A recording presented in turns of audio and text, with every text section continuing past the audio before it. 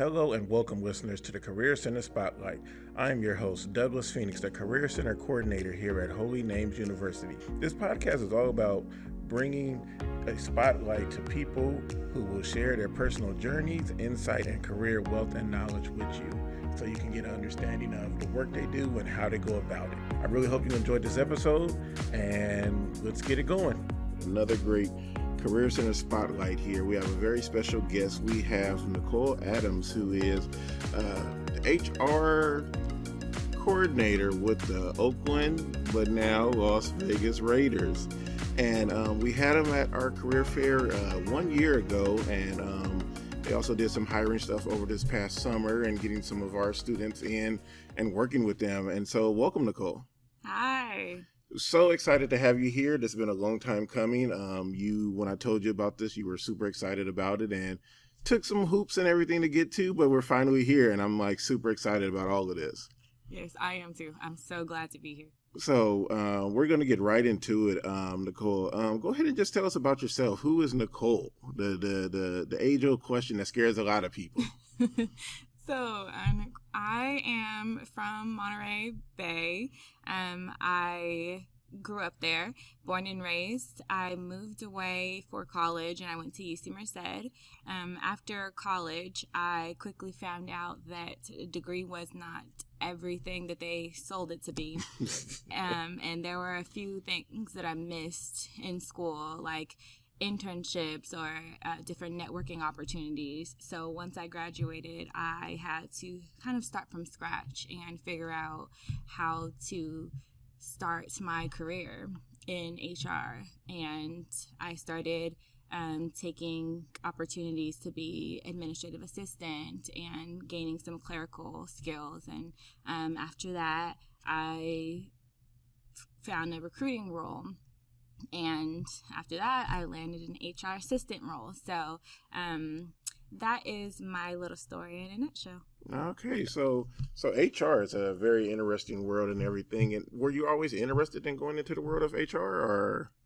So when I went to college, I wanted to ultimately go into a field that I could have longevity in. Mm-hmm. I wanted a field that I could transfer into no matter what the market looked like, no matter what the industries were looking like, mm-hmm. a field that would always be there. Yeah.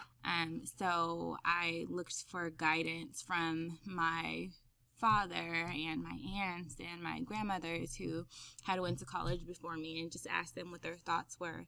And HR was something that one of my aunts and my grandmother had went into previously. Mm-hmm. And they gave me a little insight to what that looked like. And I thought that based on what the role entailed, you're very people-oriented and you're helping solving problems, you're giving guidance. Those are all of the things that I like to do. So when I thought of a role, I thought, why not do something that I am going to be passionate about? Yeah. And also, it gave me that security that I was looking for. If I go to school and I take this time and I spend this money to get a degree, am I going to have a job long term no matter what? Yeah. And HR was the security that I was looking for. Okay, so you went to your elders and got some wisdom and everything to understand it. Was that after college, during college, before, or three? It was before. Okay. So I always knew I wanted to go to school. Mm-hmm. The main things I wanted to go to school for were to gain insight on my mother owns a hair salon. Okay. So I wanted to learn how to run a business. Mm-hmm. So my degree, it was in business management. Okay. So I want to learn the ins and outs of that. But that was long-term goal. Short-term mm-hmm. goal, I just wanted a job that I could be financially stable. Yeah. And if it wasn't something that would pan out with helping my mother with her salon, I wanted a role that I could stay in and give me security. So I did all of that before I went to school so that I had a plan. Okay. And a plan. Yeah, I needed a plan. So when I went to school, I had a plan, business management, learn how to be an entrepreneur, and then also learn how to work in the field of HR so that I could have a job and a career outside once I graduated. Okay, so it was in you early. Did you ever have any aspirations to go into any other field? Was there anything else you ever thought about, or? Once I had my plan, I stuck with that. Okay. And I didn't dabble. I created my plan, and that was what I wanted to do. Okay. Okay, awesome. I mean, hey, that is a great thing to have. Yeah. A plan is an effective thing. I believe we all can accomplish everything we want if we have an effective plan and follow through. So that's definitely awesome. What were some of the experiences you had in school that like really helped shape you and help you develop your skills that you utilize now? One huge thing in school that helped me was the lack of people there that were, I don't want to say a support system because you have a support system there, but the lack of monitoring that you had. So you don't have people monitoring you and making sure that you're getting out of bed and going in class. Yeah. You don't have people making sure that you're turning in your homework, and you don't have people checking in and that's making supposed to be sure the that you're perk of doing what college, you're they supposed say. to do. It is, and it's something that also helps you to build your character because it gives you a work ethic that you're not able to obtain when you're growing up.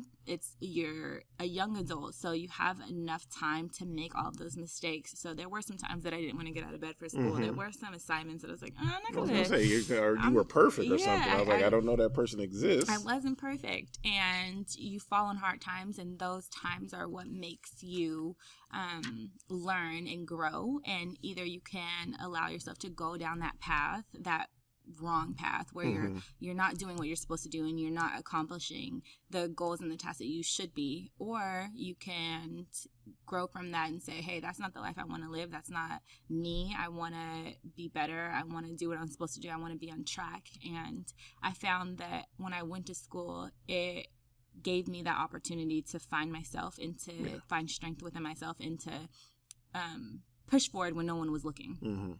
It gave me those characteristics that helped to define the hardworking person that I am now. So being isolated a little bit on that island, like you're saying, without the support and everything, you had to drive and really find that for yourself and everything. Yeah, you have to find that for yourself. You know, I came from a 2-parent household, and I'm one of 5. So I have a lot of cousins, and I have a lot of aunts and uncles who were always on top of me and making sure that I got good grades and making sure that I was a well-rounded individual. I was involved in the community. I went to church. And so without having that there, without having supervision or anyone checking in, making sure that I got home on time, making sure that I was in bed on time, you kind of run wild without that structure. So it's up to you to create that structure for yourself. And it's all about going into adulthood. If I didn't have that balance, I wouldn't be able to do it as an adult by myself now. Yeah. No, it's definitely an effective tool. Where do you fall in within that 5, the 1 of 5? I'm in the middle. Oh, middle child? In the middle, yes. I'm 1 of 6. Oh, nice. I'm right there in that middle. middle. So, middle child. So, yeah. So no, that's a very interesting story, and to see the support and everything that you have, but then to go into a environment where you don't have that support, but then you have the plan. So that's that very balance of tool of, okay, I know what I want to do, but then I'm also in this zone of, let's say, freedom and everything. And so it really drove you to want to, again, get to that level, help people and everything. And so what's your passion behind helping people and really helping them through the HR lens? So I had so much help, as I mentioned before. I come from a large family, and then I also was in church. So I had a lot of support within my church community. I had a lot of help. And you hear the saying, it takes a village to raise a child. And I truly had that. And growing up, there were always people that were in awe of the fact that I had a strong family bond or that I had 2 parents, things that for me was normal. Yeah. And I saw that more and more as I grew. And when I graduated from college, I thought, geez, imagine how different someone's life would be if they just had that support and that love and that care, that guidance that I had growing up. Because if I didn't have that, I don't know where I would be, truly speaking. So my drive in helping people is from the help that I've received. I don't know where I would be, and I want to be able to give back. Yeah. Giving back is huge. So, like you said, that village that helped bring you up and spark you and get you to where you're at is what you want to give back and everything. And so, like, outside of your family or whatever, who has been some big influencers in your life who have helped usher Nicole to this amazing point of her life where she's at?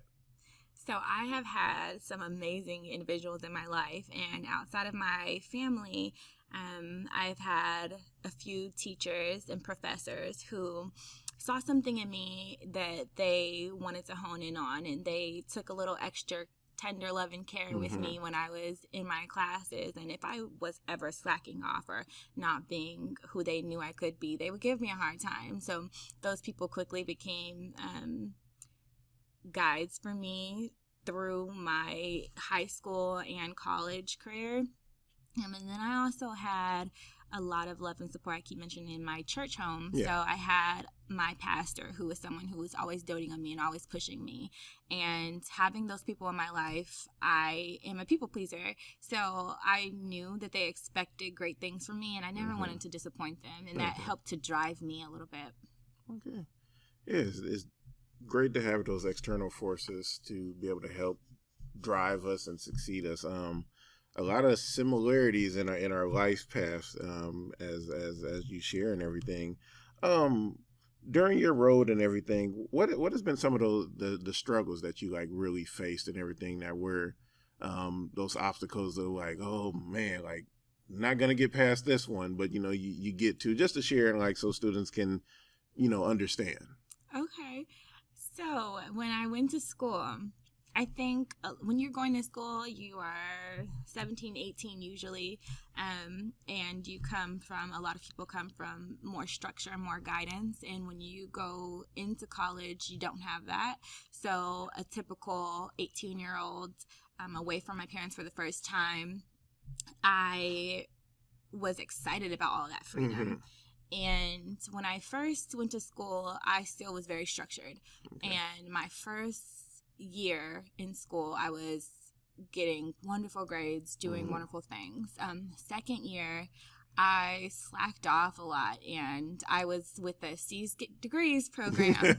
So I did just enough to get by. I just wanted to hang out with my friends. I worked while I was in college, so I wanted to work, hang out with my friends. I joined a lot of different clubs because I was a people person, so I wanted to get as much experience with as many clubs as possible. And with that, I didn't really focus on my studies. So I didn't live up to my full potential. And that is something that I do regret after I look back on it. It's not something that hindered me from going forth, because I learned from that, grew from that. However, it is something that I wish that I had given my all to. So I found myself starting to slip up with my grades, and I wanted to get by. I actually found myself for the first time in my entire life getting D's and F's. And it came to a point where I was thinking, oh my goodness, I am going to flunk out if I don't get it together. So that was hard for me, because there was no way that I could flunk out and tell my parents that I failed college, because I just wasn't studying. I just wasn't applying myself. I wasn't going to class.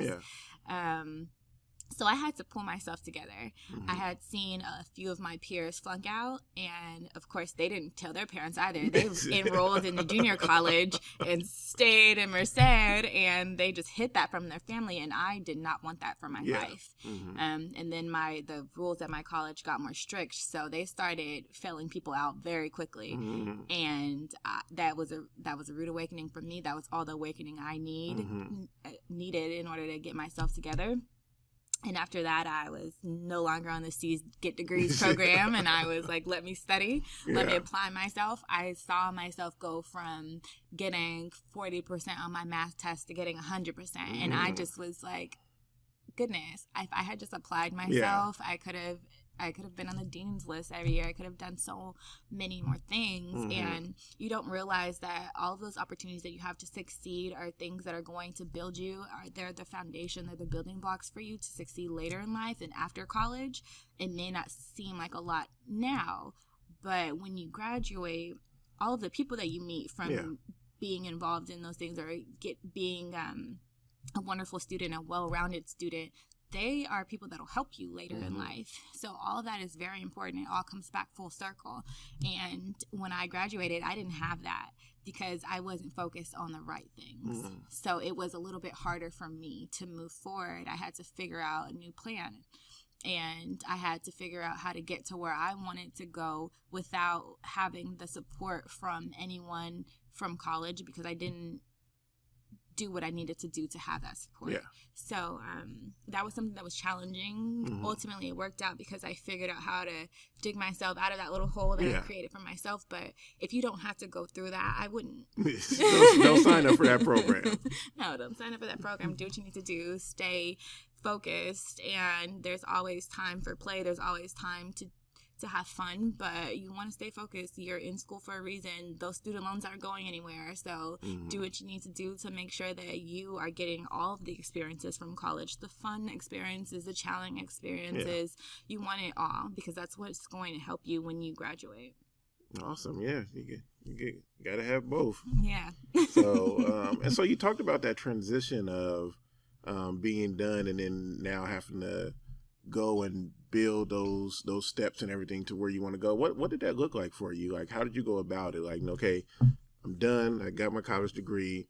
Now I got the plan, reassessing, and now I'm going to go forward. What did that look like for you? So when I graduated, I had no idea that I was going to have to reassess my plan.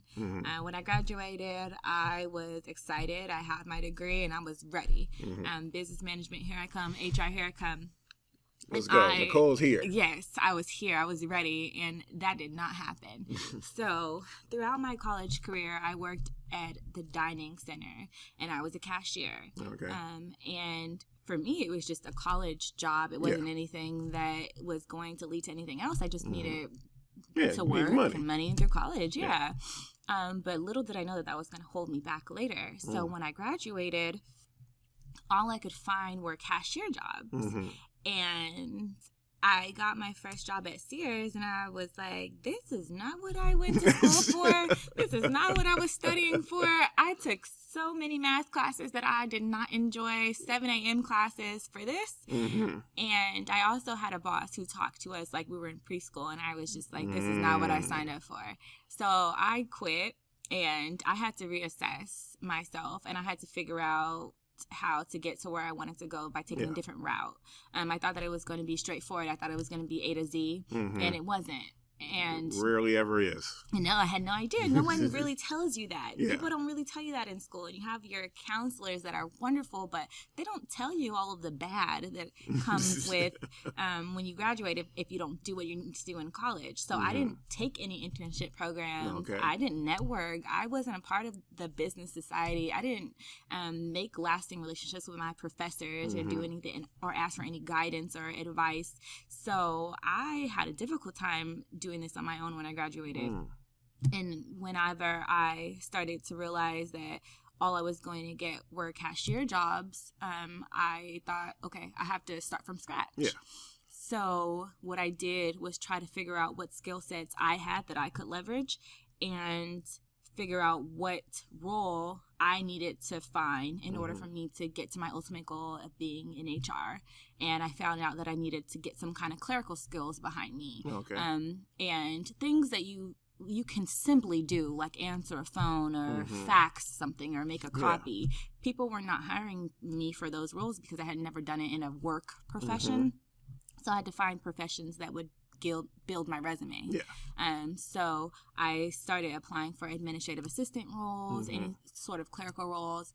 I landed in a receptionist role, which gave me the clerical background. Yes. So at that point, after I landed in my clerical role, I started looking for more administrative level roles because that would help me a little bit more with an administrative assistant within HR. So from there, I couldn't find a role within HR still. However, I did find a recruiting role for a small mystery shopping company. And recruiting falls hand in hand with HR. So from there, I was able to land an HR assistant role with the Raiders. And it was something that I worked with a company to place me, to do job placement. Yeah. And that company informed me that there was a role and I would just have to start the next day. And I was like, okay, what role is it? As long as it's in HR, I'll do what I need to do. My goal is HR. And they told me it was with the Raiders, and I said, should have led with that. I'll be there whenever you need me to be there. And from there, I've been here ever since. It was a process. It was a rebuilding stage in my life, and it was really daunting, and it was kind of scary for me to graduate and realize that I couldn't find a job. I couldn't even be someone's assistant because of working as a cashier in college and not doing what I need to do as far as networking and building different relationships with people who could help me in the work field. So it was challenging. It took a lot of work just to find a job. Trust me, applying for all of those positions is a job in itself. So it took a lot of work, and it took a lot of focus, but ultimately I did it, and it was challenging. So do what you need to do right away so that you don't have to go that route. Come to the Career Center. Yes. So did you ever have aspirations or whatever to go into the sporting world of like HR or anything, or was there another industry you were interested in, or it was just HR anywhere? Or a lot of people have a goal to work in sports. And I had no idea about the business behind the sports teams. Oh, okay. So whenever I received the call to work for the Raiders, it wasn't even a thought of mine that, let me apply for HR and sports teams. Yeah. It wasn't something that people typically think of when you're thinking of a business role. I just wanted to work in HR. Yeah. I didn't care where I worked. I just wanted the experience. Working for a sports team just was icing on the cake for me. It's the cherry on top. I can't imagine. And so you've been here. How long have you been working here now? I'm going on my 5th season with the Raiders. Half a decade now. Yeah. So it's you done put in that time. I put in time, and we age in dog years here. I've worked where it's like that, so trust me, I know.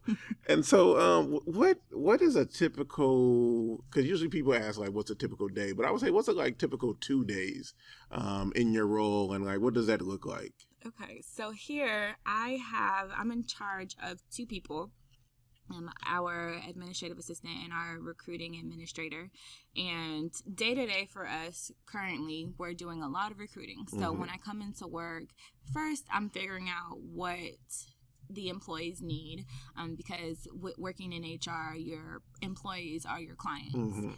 So I'm seeing what anyone needs. I'm checking my emails, checking our support inbox, and just seeing what help the employees need from us.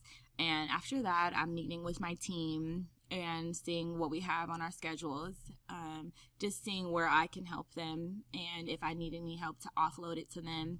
Most of it right now, we're recruiting heavy, so we're booking a lot of travel back and forth to Vegas. We're flying in a lot of applicants. We are doing a lot of sourcing. We are currently working on our seasonal hiring for our 2020 football season.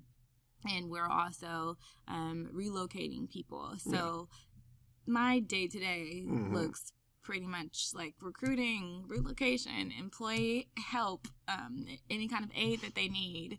That's what I'm doing day-to-day. Oh, okay. Oh, cool. What is one of the best parts of your job? What do you like really enjoy about the work that you do? The people.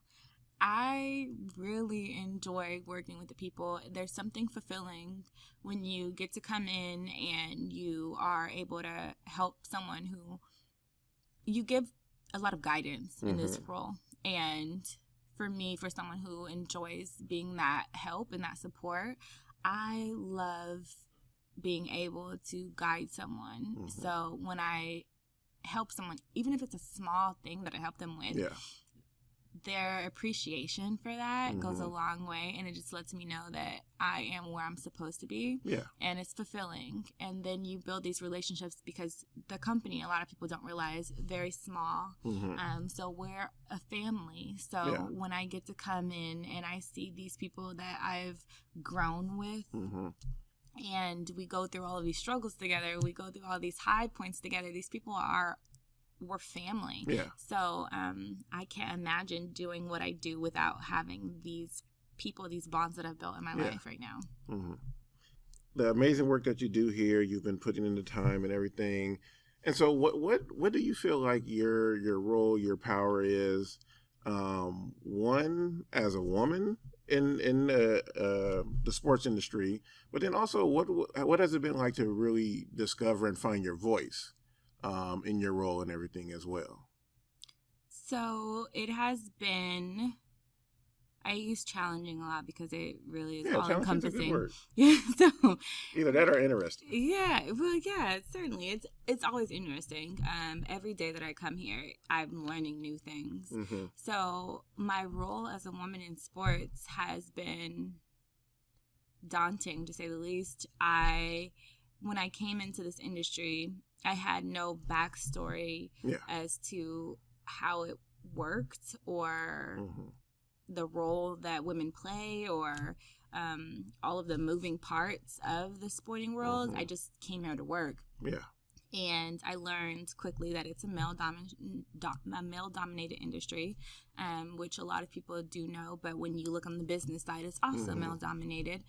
And the Raiders are very diverse, but I found out that a lot of other organizations are not diverse within the sporting world. So coming in as an African-American woman in sports, I didn't see a lot of people that look like me. And like I said, the Raiders are very diverse, so my experience here is very different than if I were to work for another sporting team. So I was very fortunate to land in a place that has the diversity and the acceptance that a lot of organizations don't have right now. I learned that there are ways that you conduct yourself within the sporting world that may be a little different in any other industry. Yeah. So when you're coming in as a woman in sports, when you're here, you have to hold yourself to a different regard. And although you are someone who's coming here to do a job, you're focused and you have big picture on your brain, you have to be very mindful of your actions. And that's because there are not a lot of you. You know, there's not a lot of representation of you. So you never want to do it wrong. Yeah. You know, I have a lot of people that I speak with and a lot of women in particular who are looking to land in sports and more so looking to land on the football operations side of sports, which that's still something that we're tapping into as women. Yes. So I always try to look at myself as a light and trying to pave the way for those women. You have this extra responsibility on your shoulders to make sure that you get it right. And I take my role as a woman in sports very seriously because I want to pave the way for the next generation, the next woman to come in, and so that it can be easy for her. And I want to see more women on the football operations side. I want to see more women on the coaching side. And you know that your role affects that. Yeah. It does. It gives people the good and the bad. And you always want someone's experience with you, especially when it means so much for someone else, to be a positive experience with you. Yeah. So I carry that on my shoulders, and I take it very seriously to be here, because if I don't pave the way for the next woman to be able to come in, I feel like I'm doing a disservice for women who want to work in sports. So that's my experience as a woman in sports. I think we have to come in day to day with a bit more on our shoulders because we are thinking of paving the way for the next woman. Yeah, your future setting the legacy for those to come, and then holding up the mantle for those who have come. Yes. And so that's a super amazing thing, and I give you kudos for doing that and everything. As far as the time that I've known you, you've been a very dynamic and passionate and caring person, and I can see that in you. And so thank you for all that you do. Oh, thank you. I appreciate that. As I would be remiss if I don't ask this question, in the sense of, as this is a Bay Area sports team and the Raiders, there's nobody like the the Raider Nation. What has been some of the coolest just like sports moments for you in your 5 years here? Oh my goodness. So my first season here, the game day experience was epic. Oh my goodness. Seeing the passion that all of the fans had, seeing all of the costumes, all of the face paint, all of the signs, that was something that was humbling for me, because when you see all of the excitement that people have, all of the passion that everyone has, and you're a part of that team, oh my goodness, it's next level. So that was one of the coolest things I had to experience thus far. Just being a part of the Raider Nation during football season, being a part of that family, it was awe-inspiring. To be someone that's behind the scenes and you see how many people come out to the game, you see how many people just enjoy being there, just enjoy being around it, and live for this team. Oh goodness, it gives you chills. That was amazing. And it still is. Every day, every game day for me, no matter how many games I go to, because I do work the home games, no matter how many games I have to work, it's always the same awe-inspiring moment that I have whenever I go. And I can only imagine what it's going to be like in that new stadium. I drove past that the last time I was in Vegas, and I was like, that thing is massive. Oh my goodness, it is amazing. We have to have you out for a tour sometime. It is amazing. Look, I am down. I got family in Vegas, so look, it is all good. I am ready. Sign me up. I'll try to do a tour and get some students to come and everything. And so, speaking of Vegas and everything, and like you touched on it a little bit earlier about when you were out of out of college, and then working at Sears and everything. Transitions is something that I talk with students a lot about, because either one, they're dealing with it like when they're in school, going from high school to college now and understanding that, or now they're done and then trying to transition into that, but also thinking down the road of like, okay, well, what if I want to go to a different state, or what if I want to do something different? What has been your history with transitions? And as you're doing this transition now and going from the Bay Area to going to Vegas, and going with the team and everything, what is your history with transitions been, and any advice you would give somebody about going through transitions or dealing with transitions? Okay. I would say that for me, transition can be very scary. I am someone who gets comfortable very quickly, and I don't like to leave my comfort zone. I don't like to leave my little bubble. So even moving away from Monterey, I picked a place that was small. I picked a place that I didn't have to go far to meet people, or in a place that I could feel comfortable, because going out of my comfort zone is something that is difficult for me to do. So even moving to the Bay Area, when I decided to do it, oh goodness, I was so scared. Going into a big city and from being in a smaller area and having all of these different nuances that I had to learn, it was so frightening for me.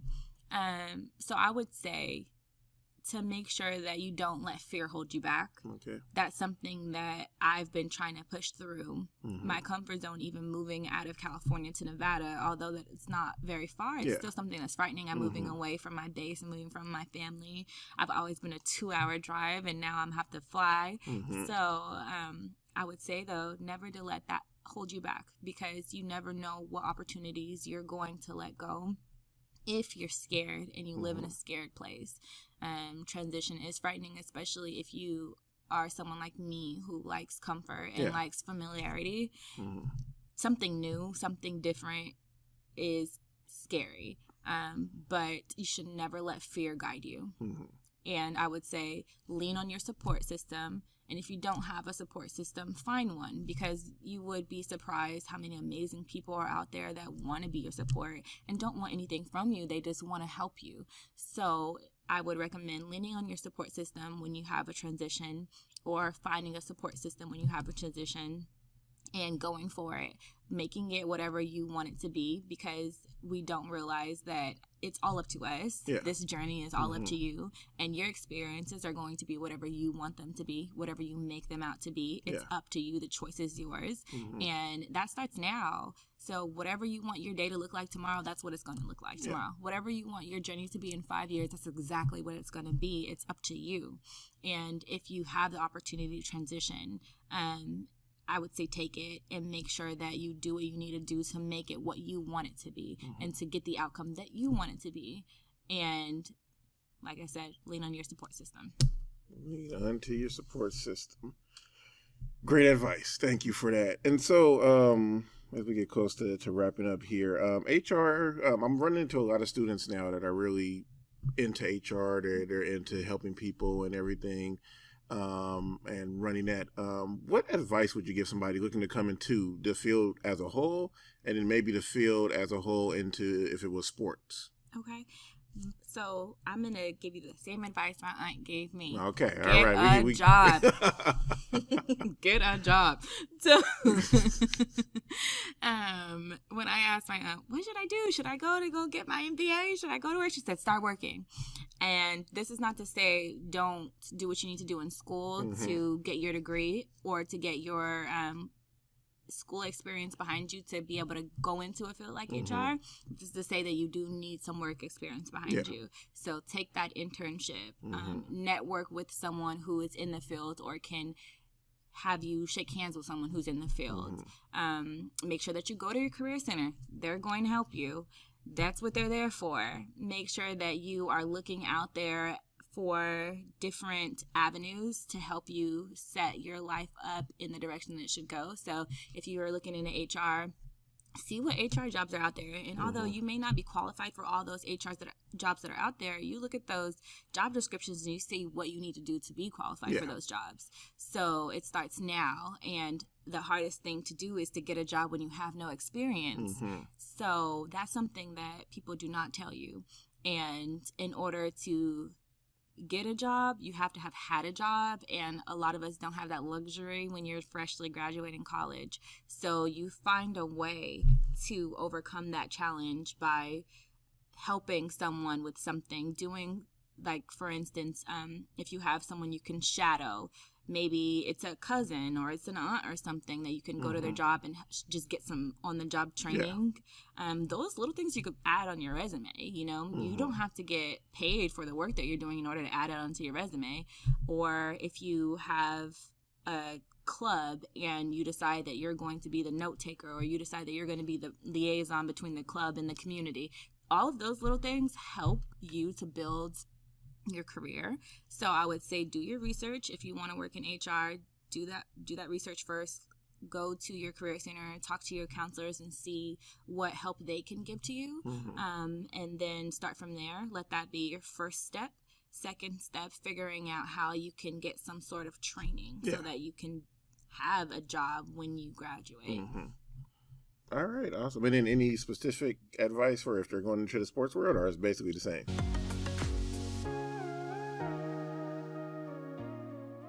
So if you're going into the sports world, you want to, a lot of people I find ask me if we have managerial roles, and I'm asking them, a manager of what? So do your research about sports. A lot of people I find that want to work in sports don't know what working in sports entails. Do your research. Go. If you have a club that is near you, like the Raiders near you, the Niners near you, the A's near you, all of these teams have all of these teams have career opportunity pages for you to view. So go do your research within that organization, figure out what roles they have open, and don't start trying to be a manager right away. You're not there yet. You have to gain some experience. So you need to learn how to crawl before you walk. Be willing to take the lowest level job so that you can gain on your experience. A lot of people are not willing to do that because they just don't understand that that's what they need to do. So figure out how you can start at a lower level position. And once you start at a lower level position, you can build your way up. Once you get your foot in the door, you can grow. You just have to get your foot in the door. So start researching what that looks like. And like I said, every club, every team has a webpage, and everyone is familiar with Google search. So let that be your best friend. Do your research, and it will go a long way. Thank you for saying that, because I was going to ask you. Because so many times I try to suggest to students saying, just get in first. Your first step may not be where you want to be, but you now know that you can get in and then work your way around and get to where you're trying to get. It doesn't always happen, like you said earlier, that A to Z. I have an uncle who works at Kaiser and is a surgical specialist, but he started off as a custodian. Mm-hmm. But it's taking that road, it's taking that time to get to where you want to get. Definitely. And I would say that you want to start with an opportunity that is the most similar to where you're trying to be, if it's available to you. I often have people who interview with me who I ask them, what do you want to be if you were to land this role with this organization? And they tell me they want to be a GM. Mm-hmm. And I ask them, how are you going to get there? Yeah. You know, and they have no idea. Mm-hmm. And I want to know, how is this position that you're applying for going to get you to that GM? How are you going to apply to it? Yeah. And they have no idea. So when I'm telling you to get your foot in the door, and when Douglas says get your foot in the door, we don't mean just willy-nilly without a plan. Mm-hmm. You want to get your foot in the door because you want to start your career, right? You want to learn, you want to grow, and you want to be able to figure out the avenues that you need to go through to get to where you want to go. But you need to have a plan. And you need to do your research. And even if your plan is getting there and asking questions to the people that have the opportunities that you want and asking them how they did it, that's a simple plan that everyone can do. Even if it's connecting yourself with the right people who can give you the correct guidance, that's a simple plan. Yeah. But don't just go in there just thinking that it's going to come easy and just thinking that, oh, I'm just going to take this job because it's offered to me. Just have some sort of goal, have some sort of plan, have some sort of forethought behind it, because that's what we like to see as someone who's recruiting you.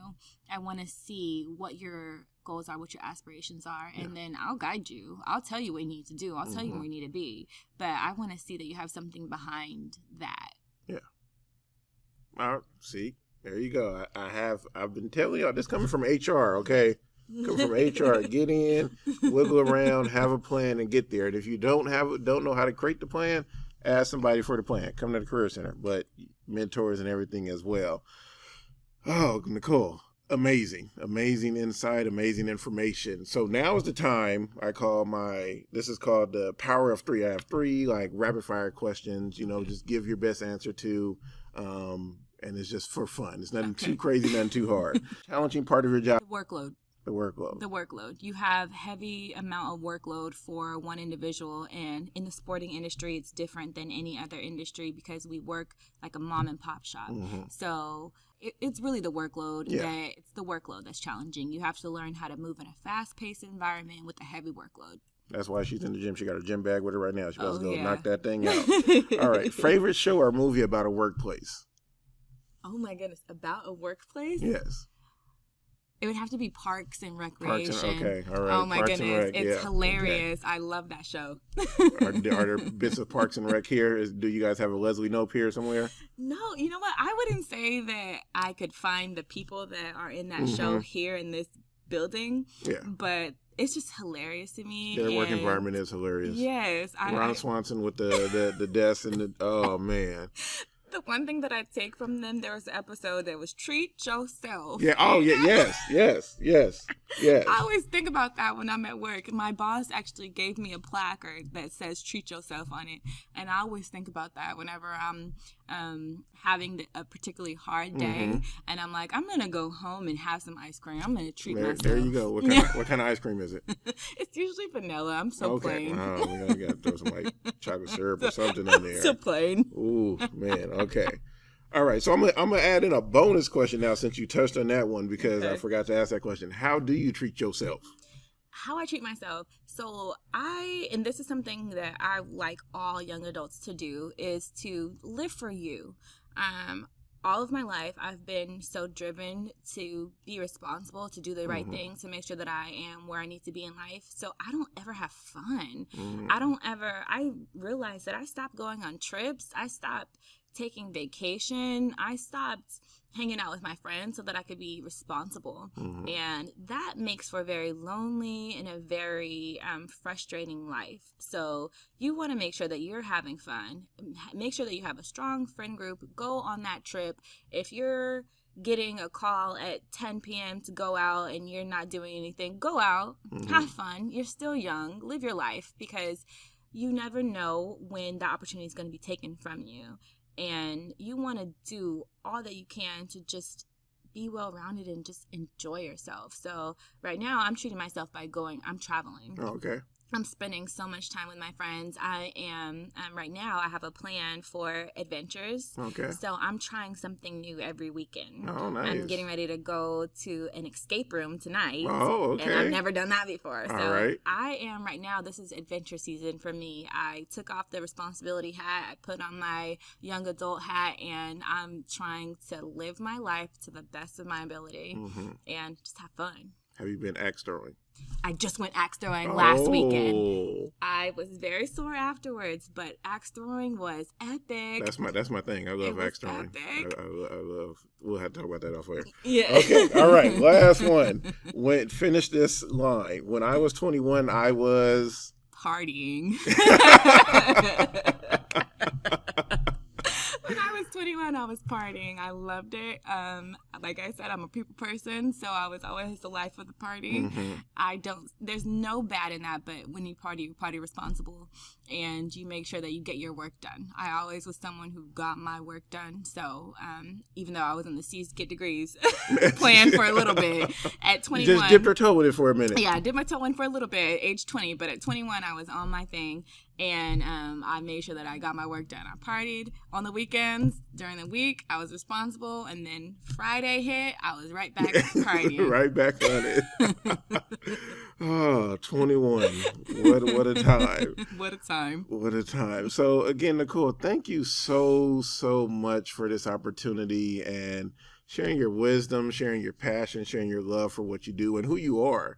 I know the students and anybody who listens to this will get so much out of it, and I've gotten even a bunch out of it, and it has inspired me to think about my future and just making sure I have my adventure weekends and everything. And so with that, is there anything you would like to close out on? Any last words of advice? Anything you'd like to touch on?